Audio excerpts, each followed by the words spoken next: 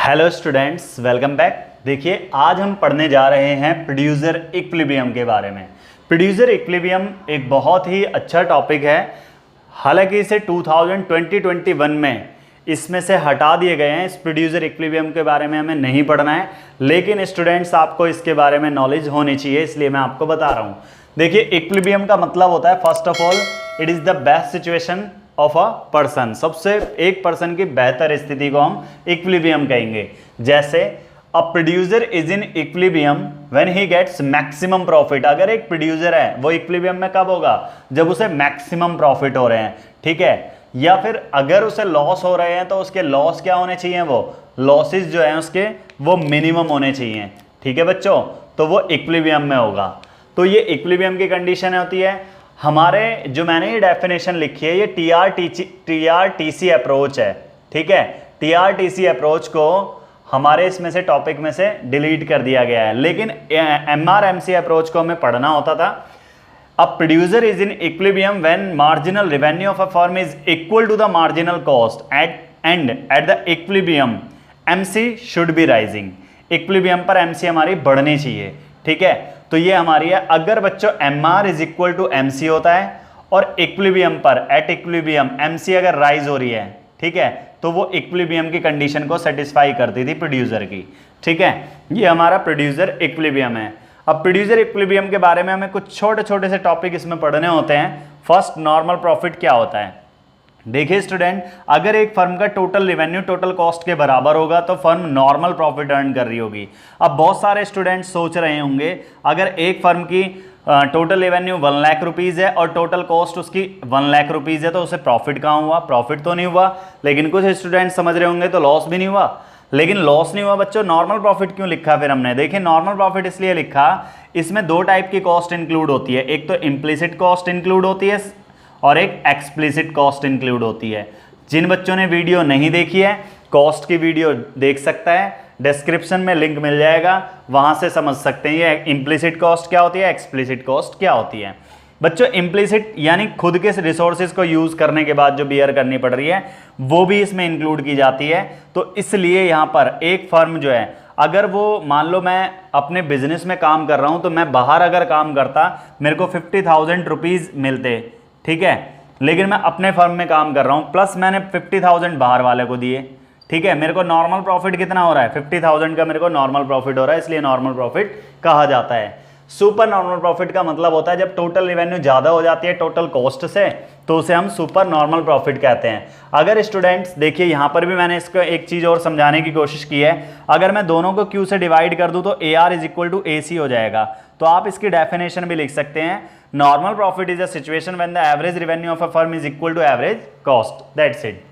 अगर super normal profit की condition बच्चों ये होती है, TR ग्रेटर देन होता है TC से, और TR को डिवाइड मैंने Q से कर दिया और TC को भी डिवाइड Q से कर दिया। ये मैथमेटिक्स का रूल है। अगर मैं इधर भी डिवाइड कर रहा हूं तो उधर भी करना पड़ेगा मुझे, ठीक है। तो अगर TR डिवाइड बाई Q क्या होता है? AR होता है, और TC डिवाइड बाई Q क्या होता है? AC होता है, ठीक है। तो इसके बाद हम ये डेफिनेशन लिख सकते हैं, super normal profit is a situation of a firm where average revenue is equal greater than average cost, that's it. Normal loss, एक फर्म को नॉर्मल लॉस तब होता है जब बच्चों TR हमारा स्मॉलर देन होता है TC से, या मैं ये कह सकता हूँ TC ग्रेटर देन TR। अगर TR को मैं डिवाइड कर दूँ Q से और TC को Q से डिवाइड कर दूँ तो AR लेस देन हो जाएगा AC से, ठीक है। तो वो हमारा नॉर्मल लॉस होता है। लॉस दो टाइप का हो सकता है, विद शटडाउन पॉइंट और विदाउट शटडाउन पॉइंट। देखिए, शटडाउन पॉइंट का मतलब क्या होता है? टोटल रेवेन्यू अगर टोटल वेरिएबल कॉस्ट के बराबर हो जाए, यानी एवरेज रेवेन्यू एवरेज कॉस्ट के बराबर हो जाए, ऐसे ही हम डिवाइड करके कैलकुलेट कर लेंगे, तो वो शटडाउन पॉइंट होता है। शटडाउन पॉइंट एक ऐसे पॉइंट को कहते हैं जहां पर फर्म को अपने प्रोडक्शन को बंद करना पड़ेगा, उसे शटडाउन पॉइंट कहते हैं। बच्चों, यहां पर रिकवरी होना बहुत मुश्किल होता है, तो इसलिए इसे शटडाउन पॉइंट कहते हैं। लेकिन विदाउट शटडाउन पॉइंट का मतलब ये होता है कि टोटल रेवेन्यू ग्रेटर देन होगी टोटल वेरिएबल कॉस्ट से, कंडीशन यही वाली रहेगी, लेकिन टोटल रेवेन्यू ज्यादा रहेगी टोटल वेरिएबल कॉस्ट से। एवरेज रेवेन्यू इसलिए ग्रेटर देन रहेगी एवरेज वेरिएबल कॉस्ट से। विदाउट शटडाउन पॉइंट का मतलब ये है, फर्म को लॉस तो बियर करना पड़ रहा है, लेकिन ये जल्दी ही रिकवर हो जाएगा। इसको रिकवर करना बहुत मुश्किल है, शायद फर्म प्रोडक्शन ही बंद कर दे और शायद रिकवरी हो भी जाए, लेकिन ये वाली डेफिनेटली रिकवरी हो जाती है, इसलिए इसे विदाउट शटडाउन पॉइंट कहा जाता है।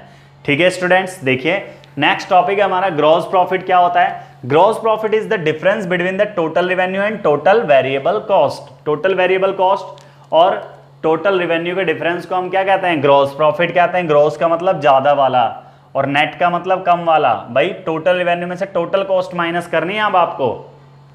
भाई टीसी में इसमें क्या है? इसमें टोटल वेरिएबल कॉस्ट भी है, टोटल फिक्स्ड कॉस्ट भी है, इसमें दोनों है, लेकिन ऊपर वाली में सिर्फ वेरिएबल कॉस्ट है, इसलिए वो ग्रॉस प्रॉफिट है और ये नेट प्रॉफिट है। ठीक है, इसके बाद हम पढ़ते हैं, देखिए बच्चों ये इसके छोटे छोटे से टॉपिक थे।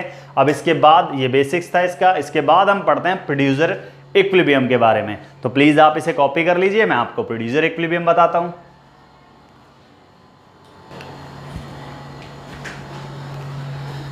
देखिए स्टूडेंट, वो कॉपी कर लिया होगा आपने। आज हम पढ़ने जा रहे हैं, अब ये वाला टॉपिक जो है बहुत इंपॉर्टेंट है वैसे, producer equilibrium with MRMC approach. MRMC approach के अकॉर्डिंग प्रोड्यूसर इक्विलिब्रियम बताना है हमें। देखिए एक प्रोड्यूसर इक्विलिब्रियम में तब होता है जब मार्जिनल रेवेन्यू एक फर्म की इक्वल होती है मार्जिनल कॉस्ट के, और इक्विलिब्रियम पर MC शुड बी राइजिंग। ये कंडीशन में लिखना जरूरी है। देखिए इसकी कंडीशन हम पढ़ लेते हैं जिससे हमें समझ में आ जाएगा। कंडीशन ऑफ प्रोड्यूसर इक्विलिब्रियम क्या होती है? First MR is equal to MC होना चाहिए, ठीक है फर्स्ट। फिर इक्विलिब्रियम पर MC हमारी बढ़ रही होनी चाहिए, ठीक है, बढ़नी चाहिए MC, तो वो इक्विलिब्रियम होता है। देखिए इसे डायग्रामेटिकली समझ लेते हैं। OX एक्सिस पे हम आउटपुट को शो करते हैं, देखिए स्टूडेंट, OY एक्सिस पे कॉस्ट और रेवेन्यू को शो करते हैं। अब हमारा MC कर्व यू शेप्ड होता है, AR/MR कर्व हमारा पैरेलल टू X एक्सिस होता है अंडर परफेक्ट कंपटीशन मार्केट। मैं आपको ये परफेक्ट कंपटीशन मार्केट में बता रहा हूं, और ये परफेक्ट कंपटीशन मार्केट में इसलिए बताया जाता है बच्चों ताकि इसकी कंडीशन को हम अच्छे से एक्सप्लेन कर सकें।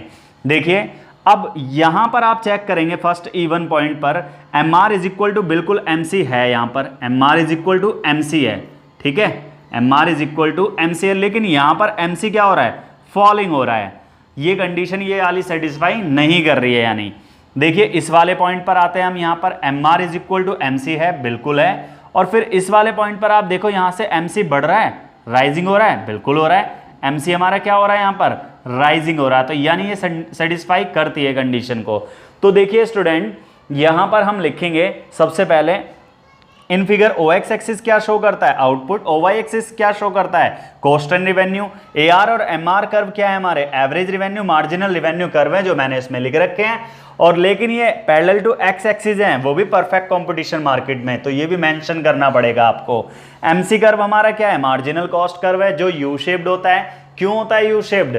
Due to law of variable proportion की वजह से होता है, ठीक है। और हमने देखा E1 जो E पॉइंट है जो हमारा E पॉइंट पर at point E MR curve हमारा बराबर है, इक्वल है किसके? MC कर्व के, ठीक है, और MC इस पे राइज भी हो रही है, तो जो प्रोड्यूसर इक्विलिब्रियम की कंडीशन को सेटिस्फाई करती है, तो यहां पर प्रोड्यूसर इक्विलिब्रियम में है। लेकिन E1 पॉइंट पर हमने देखा MR इज इक्वल टू तो MC है, लेकिन इस पॉइंट पर हमारा MC हमारा क्या हो रहा है? फॉल हो रहा है। देखिए यहां पर MC क्या हो रहा है? फॉल हो रहा है। यहां पर MC क्या हो रहा था? राइजिंग हो रहा था, इसलिए प्रोड्यूसर इक्विलिब्रियम है। MC फॉल हो रहा है जिसकी वजह से ये नॉट शोइंग प्रोड्यूसर इक्विलिब्रियम, ये प्रोड्यूसर इक्विलिब्रियम को नहीं शो करता है। देखिए स्टूडेंट वैसे 2020-21 के एग्जाम के लिए ये सिलेबस में से हट चुका है, लेकिन बाकी अगर नेक्स्ट ईयर ये पढ़ना पड़ा आपको टॉपिक, तो ये डेफिनेटली एक 6 मार्क्स का क्वेश्चन आता है एग्जाम में। तो वैसे आपको पता होना चाहिए, आगे जब आप माइक्रो इकोनॉमिक्स पढ़ोगे फर्स्ट ईयर में, तो ये आपको पढ़ना पड़ेगा उसमें। तो स्टूडेंट इसे प्लीज आप कॉपी कर लीजिए जिससे कि आपको ये और अच्छे से समझ में आ जाए।